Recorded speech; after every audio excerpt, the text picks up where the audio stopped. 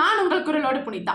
இன்னைக்கு தமிழ்நாட்டுல rocket launch பண்ணிருக்காங்க. அதை ஏன் பண்ணாங்க, எந்த இடத்துல பண்ணாங்க, ஏன் அந்த இடத்த சூஸ் பண்ணாங்க, இதனால தமிழ்நாட்டுக்கும் இஸ்ரோக்கும் என்ன லாபம்? வாங்க வீடியோக்குள்ள போய் பார்க்கலாம்.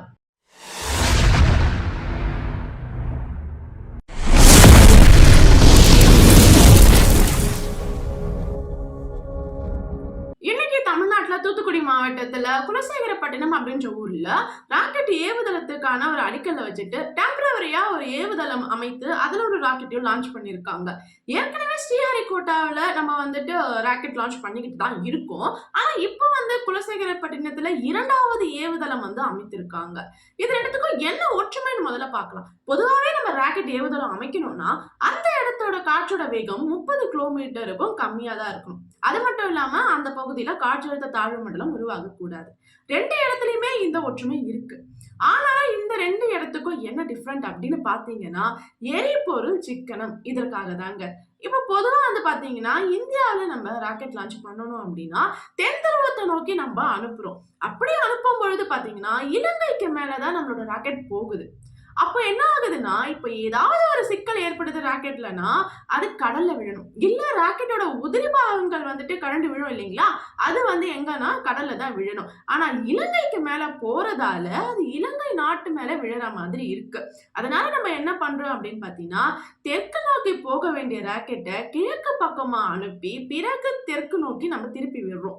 இப்படி நடக்கும் பொழுது எரிபொருள் அதிகமா தேவைப்படுது. அப்போ மிகப்பெரிய செலவுல மிகப்பெரிய எடை கொண்ட ராக்கெட்ல அந்த அளவுக்கான எரிபொருளை நம்ம வச்சு அனுப்ப முடியும். ஆனா சிறிய வகை ராக்கெட் நம்ம அனுப்ப போறோம் அப்படின்னா இது ஒரு சிக்கலா இருக்கு. இதற்கான ஒரு மாற்று ஏற்பாடுதான் குலசேகரப்பட்டினத்தை விஞ்ஞானிகள் தேர்ந்தெடுத்து இருக்காங்க. இதற்கு முன்னாடியே பல ஆண்டுகளாகவே இந்த ஒரு திட்டம் செயல்படுத்தப்படணும்ட்டு விஞ்ஞானிகள் கோரிக்கை வச்சுக்கிட்டு தான் இருந்தாங்க. அது பல்வேறு காரணங்களுக்கு அப்புறமா இப்பதான் இது ஒரு அடிக்கல் நாட்டப்பட்டு ஸ்டார்ட் பண்ணி இருக்காங்க.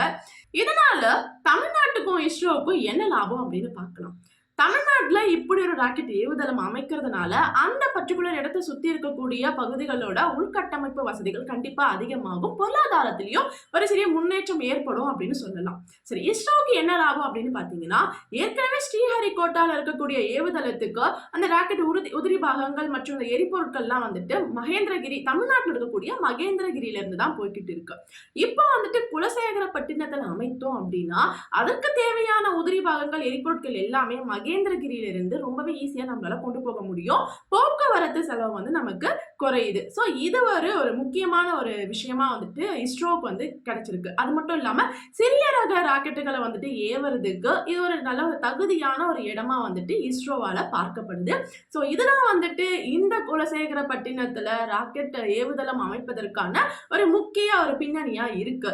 இத இதற்கு முன்னாடி பல அரசியல் கட்சிகளும் இதை முன்னெடுத்து இருக்காங்க. அவங்களும் இப்ப சொல்லியிருக்காங்க, நாங்க பல ஆண்டுகளா கோரிக்கை வச்சுட்டு தான் இருக்கோம். எங்களோட அதாவது குறிப்பா சொல்ல போனோம்னா இன்னைக்கு திமுகவோட எம்பி திருமதி கனிமொழி அவர்கள் சொல்லியிருக்காங்க.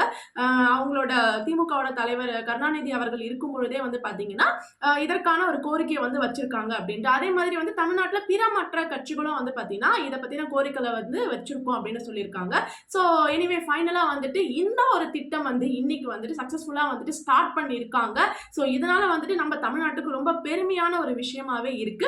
பாப்போம், இது ரொம்ப சக்சஸ்ஃபுல்லா நடக்கணும். நம்ம தமிழ்நாட்டுல நிறைய ராக்கெட் லான்ச் பண்ணி நம்ம ஒரு பொருளாதாரத்துல ஒரு பெரிய ஸ்டேட்ல போகணும்ட்டு நம்ம பிளஸ் பண்ணலாம். தேங்க்யூ.